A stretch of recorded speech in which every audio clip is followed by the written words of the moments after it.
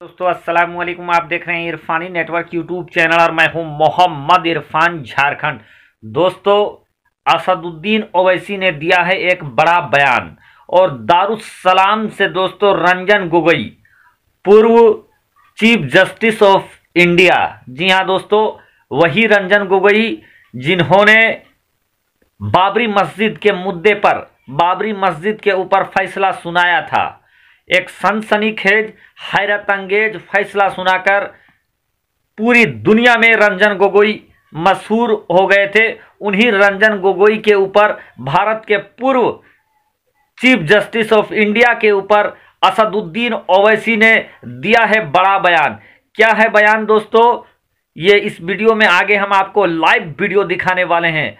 साथ ही साथ दोस्तों जो भी बयान दिया है असदुद्दीन ओवैसी साहब का, उनका अपना वक्तव्य है, उनकी अपनी बोली है, चैनल का कोई भी लेना देना नहीं है। चूंकि बैरिस्टर असदुद्दीन ओवैसी एक बैरिस्टर हैं तो कानून का किस तरीके का पालन करना है वो हम लोगों से बेहतर वो जानते हैं। और जो भी उन्होंने बयान दिया है सनसनीखेज बयान है दोस्तों, सही है गलत है आप अपने कमेंट के जरिए हमें जरूर बताएं। लेकिन बाबरी मस्जिद के ऊपर जिस जज ने फैसला सुनाया था उनके ऊपर बैरिस्टर असदुद्दीन ओवैसी ने बड़ा बयान दिया है। चलिए देखते हैं। पार्टियां, मेरे अजीज दोस्तों और बुजुर्गों, मेरे जमात के जिम्मेदारों, मेरे नौजवान जियालो, अब हमको अपने काम में और तेजी पैदा करना है, हमको भारत की जमहूरियत को मजबूत करना है।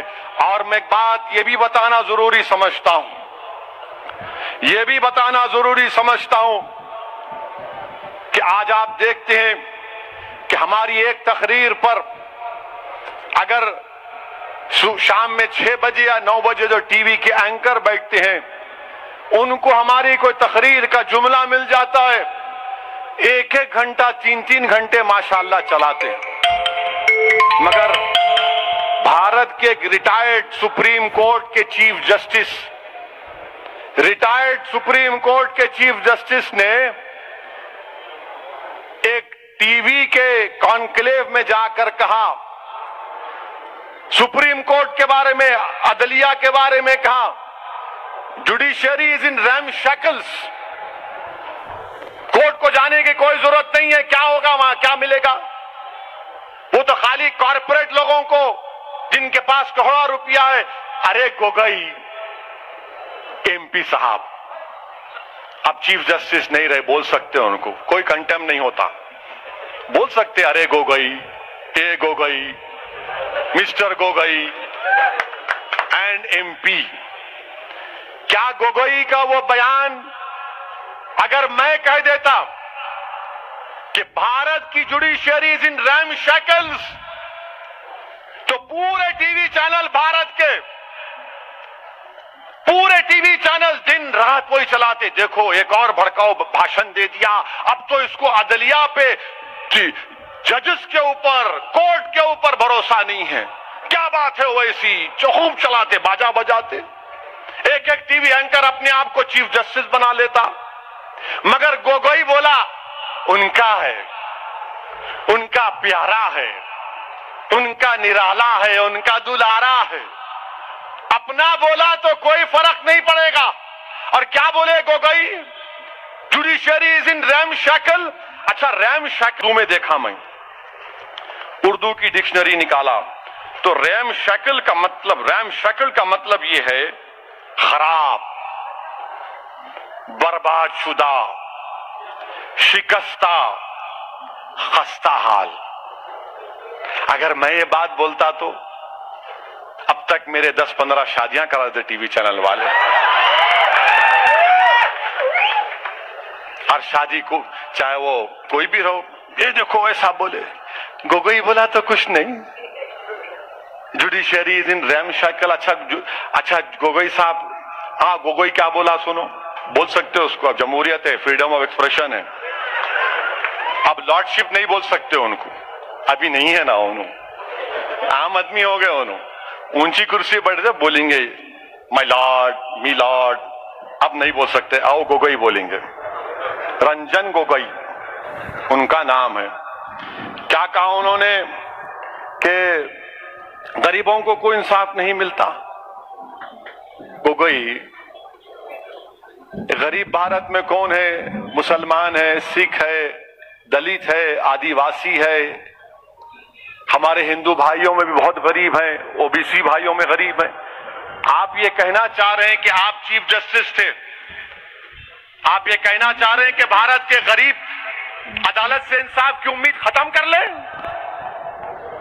आप ये कहना चाह रहे हैं कि वो कॉरपोरेट लोग जिनके पास करोड़ों रुपये है, वो करोड़ों रुपए की बुनियाद पर इंसाफ मिलेगा, गरीब मुसलमान को इंसाफ नहीं मिलेगा, जिसकी आंखों के सामने उसकी मस्जिद को शहीद कर दिया गया था?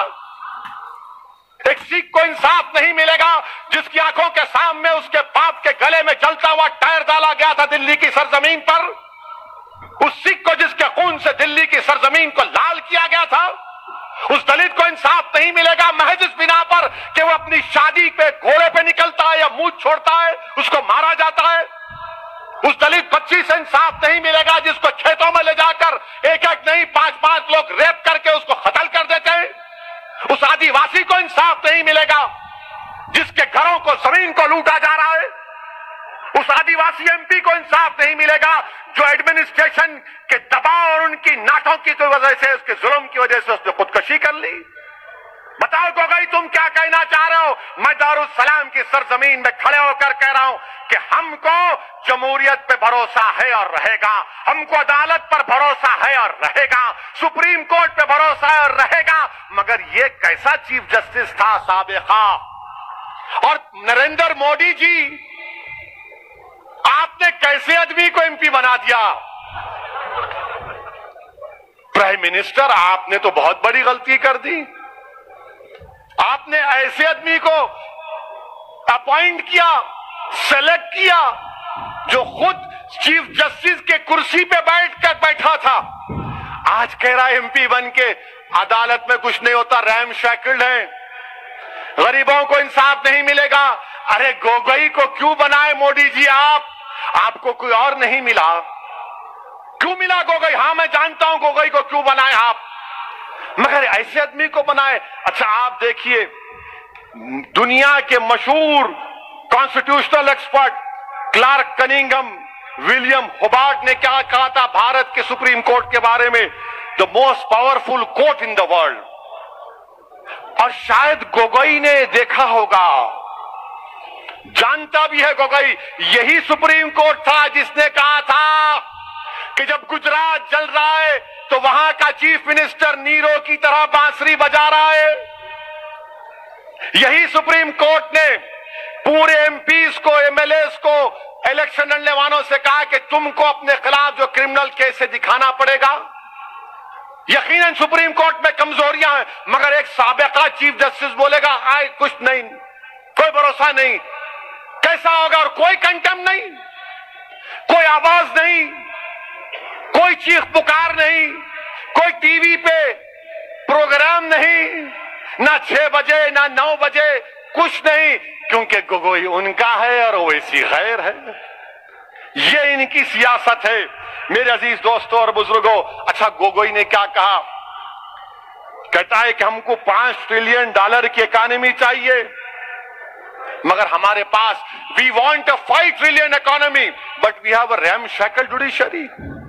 अरे गोगोई, जुडिशरी अदलिया का काम इकोनॉमी को चलाना नहीं है, जुडिशरी का काम इंसाफ दिलाना है, इंसाफ।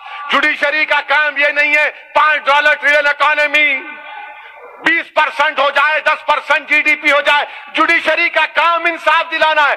ये ऐसे आदमी को हमारे भारत के वजीर आजम ने इसको एमपी बनाया है। अच्छा, और एक बात हम ये पूछना चाह रहे गोगोई साहब से, आप जब बैठे थे आपने जुडिशरी को अनशैकल करने के लिए क्या किया? आपने कुछ तो किया होगा ना? नहीं, कुछ नहीं। आज आप बताइए कि एक साबिका चीफ जस्टिस जिसको नरेंद्र मोदी ने एमपी बनाया, उनकी गवर्नमेंट ने बनाया, अब कोई दीवाना भक्त बोलेगा मोदी जी नहीं बनाए, प्रेसिडेंट बनाया। अरे दीवाने, कॉन्स्टिट्यूशन पर जाके गवर्नमेंट की सिफारिश पर सदर जमहूरिया एमपी बनाते हैं। ये इंडियन जुडिशरी सिस्टम अब तो बाज वक्त ऐसा भी लिखता है कि कैसे कैसे लोग कहां कहां पहुंच जाएंगे। मेरे अजीज दोस्तों और बुजुर्गों, मैं यहां पर अपनी बात को खत्म करने से पहले